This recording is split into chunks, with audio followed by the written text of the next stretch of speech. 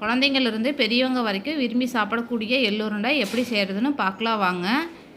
எள்ளுருண்டை பச்சரிசியில் தான் செய்ய போகிறோம். இன்றைக்கி எள்ளுருண்டை அதிக அளவு செய்ய போகிறோம். அதனால் 8 டம்ளர் அளவுக்கு பச்சரிசி எடுத்துருக்குறேன். பெரிய டம்ளரில் 8 டம்ளர் அளவுக்கு பச்சரிசி எடுத்தாச்சு. பச்சரிசியை 1 மணி நேரம் தண்ணி ஊற்றி நல்லா ஊற வச்சுக்கலாம்.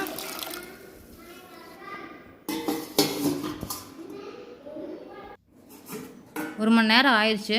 இப்போ பச்சரிசி நல்லா ஊறிடுச்சு. பச்சரிசியை நம்ம 2 டைம் வாஷ் பண்ணி எடுத்துக்கலாம்.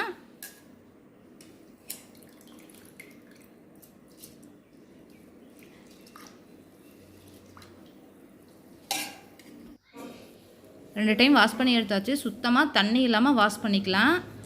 வாஷ் பண்ண பச்சரிசியை சுத்தமாக தண்ணி இல்லாமல் தட்டத்தில் போட்டு உலர வச்சுக்கலாம். அரை மணி நேரம் இருந்தால் போதும்.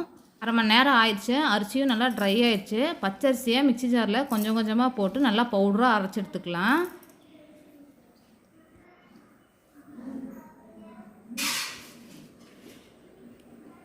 நல்லா பவுடராக அரைச்சாச்சு. அரைச்ச பச்சரிசி மாவை ஒரு சல்லடையில் போட்டு நல்லா சலிச்சு எடுத்துக்கலாம். மாவு கொரகொரப்பாக இருக்கக்கூடாது, நல்லா நைஸாக இருக்கணும்.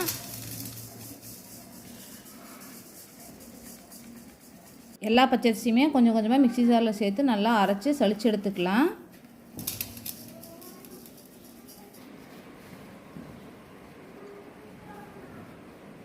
எல்லா பச்சரிசியுமே அரைச்சி சலிச்சாச்சு.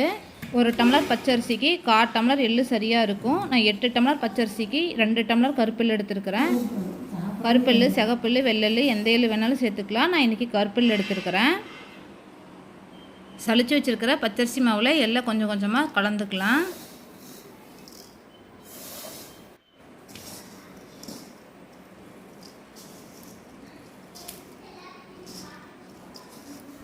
எள்ளு பச்சரிசி மாவில் கொஞ்சம் கொஞ்சமாக சேர்த்து கலக்கும்போது எள்ளும் பச்சரிசி மாவும் ஒன்றோட ஒன்று நல்லா கலந்து வரும்.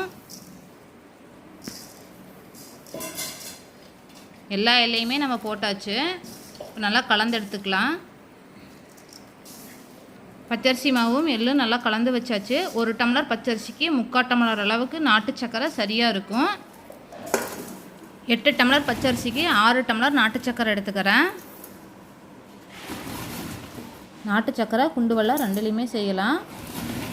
சக்கரை முழுகிற அளவுக்கு 1 டம்ளர் மட்டும் தண்ணி ஊற்றிக்கலாம்.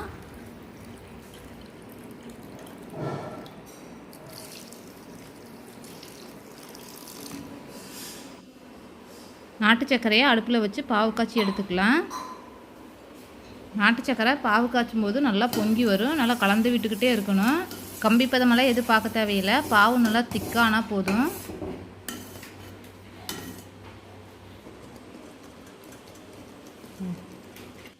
பாவு நல்லா திக்காயிடுச்சு. இந்த அளவுக்கு நமக்கு இருந்தாலே போதும். இந்த டைமில் நம்ம அடுப்பை ஆஃப் பண்ணிடலாம். பச்சரிசி மாவில் பாவை கொஞ்சம் கொஞ்சமாக ஊற்றி நல்லா கலக்கிக்கலாம்.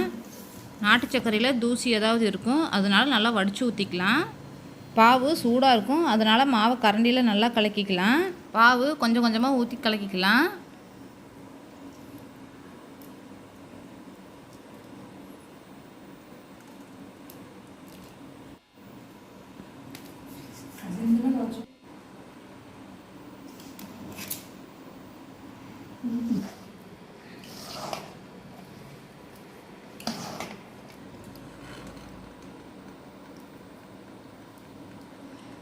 எல்லா பாவையுமே ஊற்றியாச்சு.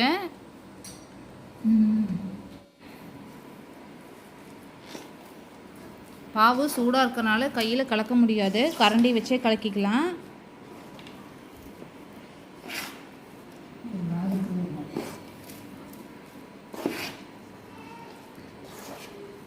மாவும் பாவும் ஒன்றோட ஒன்று நல்லா கலந்தாச்சு. கலந்து வச்சுருக்கிற மாவை அடுத்த நாள் தான் செய்ய போகிறோம். மாவு இப்போ கொல கொலன்னு இருக்குது. நம்ம அடுத்த நாள் செய்யும்போது மாவு நல்லா திக்காயிரும். உருண்டை பிடிக்கிறதுக்கு கரெக்டாக இருக்கும். தட்டு போட்டு மூடி வச்சிடலாம்.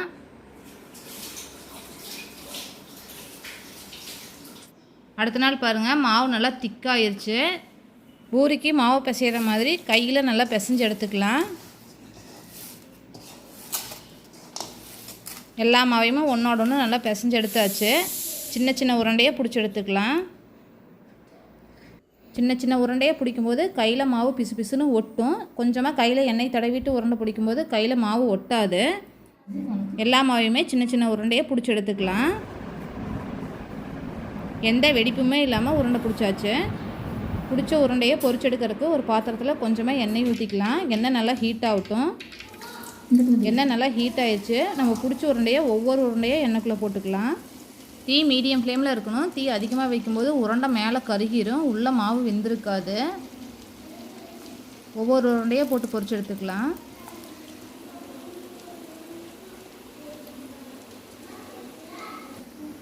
உருண்டை நல்லா வெந்துருச்சு.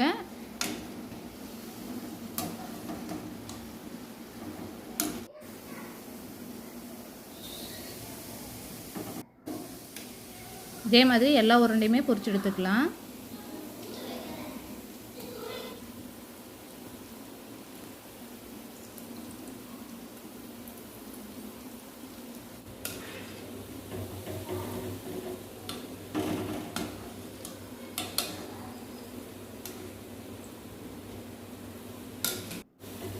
எல்லா உருண்டையுமே பொரிச்சு எடுத்தாச்சு. குழந்தைங்களுக்கு ஸ்கூல் லீவ் டைமில் நம்ம இது மாதிரி செஞ்சு கொடுக்கும்போது குழந்தைங்களும் நல்லா விரும்பி சாப்பிடுவாங்க. ரொம்ப ஹெல்த்தியாகவும் இருக்கும். எள்ளுருண்டை சாப்பிட்றதுக்கு ரொம்ப டேஸ்ட்டாக இருக்கும். தினமும் 2 உருண்டை சாப்பிட்டாலே போதும். எள்ளில் ஏகப்பட்ட மருத்துவ குணங்கள் இருக்குது. 4 பொருள் இருந்தாலே போதும். எள்ளுருண்டை ஈஸியாக செஞ்சிடலாம். நீங்களும் ஒரு டைம் வீட்டில் ட்ரை பண்ணி பாருங்கள். ஹெல்த்தியான எள்ளுருண்டை உங்கள் குழந்தைங்களுக்கு செஞ்சு கொடுங்க. நம்ம சேனலை மறக்காமல் சப்ஸ்கிரைப் பண்ணி லைக் பண்ணுங்கள். எள்ளுருண்டை உங்களுக்கு பிடிக்கும்னா மறக்காமல் கமெண்ட் பண்ணுங்கள்.